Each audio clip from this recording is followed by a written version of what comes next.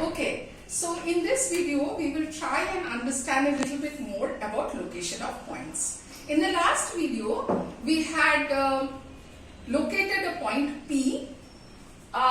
Let's put that here once more.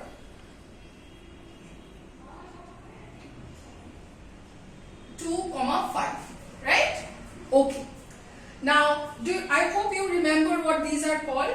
2 is called x coordinate or abscissa, and 5 is called y coordinate or ordinate. What is 2? It is the distance of the point from the y-axis. What is 5? It is the distance of the point from the x-axis. This much we know. Now, these are called ordered pairs of numbers. Ordered pairs of numbers. Okay, so what are ordered pairs? Let's analyze this phrase. Pairs. Pairs, what do you mean by pairs? You mean pairs come in twos. So these numbers, 2, 5, two numbers. So it is a pair. Why is it called ordered? Ordered means order matters. So first 2, then 5. Not the other way around. What do you mean by that? So suppose I have 5, 2. Does that not mean the same thing as this? No, actually it does not. 5, 2 refers to a completely different location. And let us see how that is so. So 5, 2, 5 is the x coordinate. Let's go. 1, 2, 3, 4 and 5. And 2 is the y coordinate. So 1, 2. So this is 5, 2. Let's call it P dash. Okay? Do you see that 2, 5 refers to this point and 5, 2 refers to this point?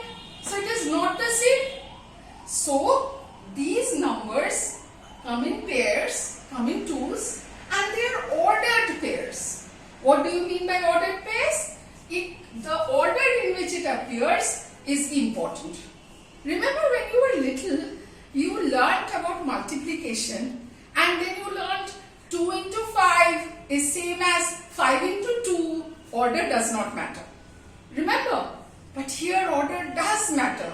That is why they are called ordered pairs. Is it clear to you? Okay. So, in general, we can write A, B is not equal to B, A. Got it? If you reverse the order, it refers to a completely different location. They are not the same. Okay. Now, let us try and find out some more about this. But before we go on to that, let's recap what we have already done. We have divided this entire space by using intersecting perpendicular number lines. Okay? And we said that this is quadrant 1, quadrant 2, quadrant 3 and quadrant 4. Okay? Now, my question to you is, do you know what this space is called? It has a specific name. Named after a very, very famous mathematician called Descartes. And this entire space, the space that we have divided into 4 quadrants using these 2 number lines, is called the Cartesian plane.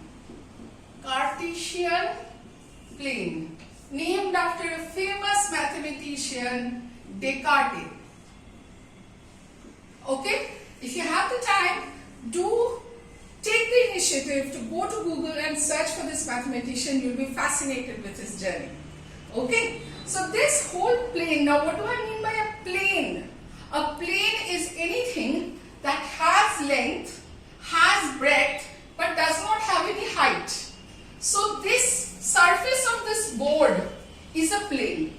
The surface of the paper you write on is a plane, but only the surface surface, the part that you can touch. Okay? So this particular plane is a Cartesian plane. Why? Because we have used these typical intersecting perpendicular number lines to define or give us a structure to this, so that we can locate points confidently. It is also called coordinate plane or XY plane. Coordinate plane or XY plane. So this plane is called Cartesian plane or coordinate plane or XY plane. Got it? Now, let us see. Suppose I want to locate a particular point which is in the third quadrant. Okay? I can do that. Or second quadrant. I can do that. First quadrant. I can do that. Fourth quadrant. I can do that. But if I ask you, this particular point over here, which quadrant does it lie in? Neither in quadrant 2 nor in quadrant 3. If I say this point, where does it lie? Neither in quadrant 4 nor in quadrant 3, because these are the limiting points. Limiting lies on the limiting lines.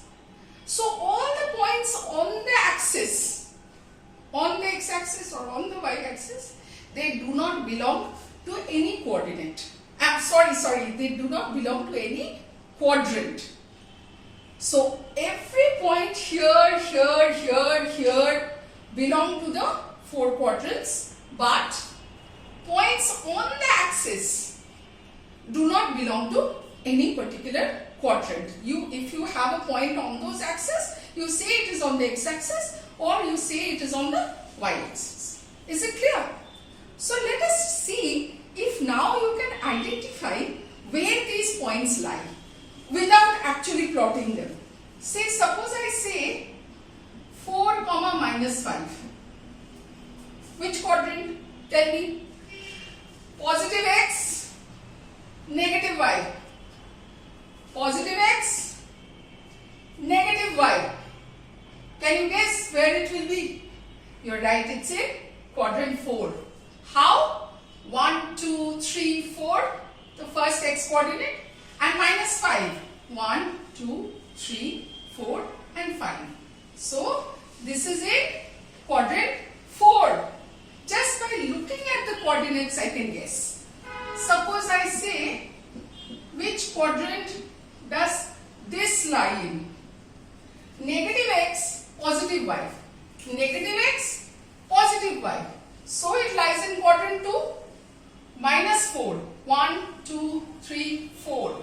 And 5. 1, 2, 3, 4, 5. Somewhere here. So this is minus 4, 5. So this lies in quadrant 2. Suppose I say minus 4, minus 5. Negative x, negative y. Minus 4, minus 5. Negative x, negative y. It lies in quadrant 3. By now you must have guessed that if it is a positive x and a positive y, obviously it will lie in quadrant 1.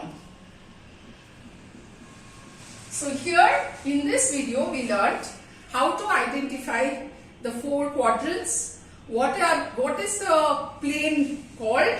We learned how to identify which quadrant the points lie in. Thank you. Join me for my next video.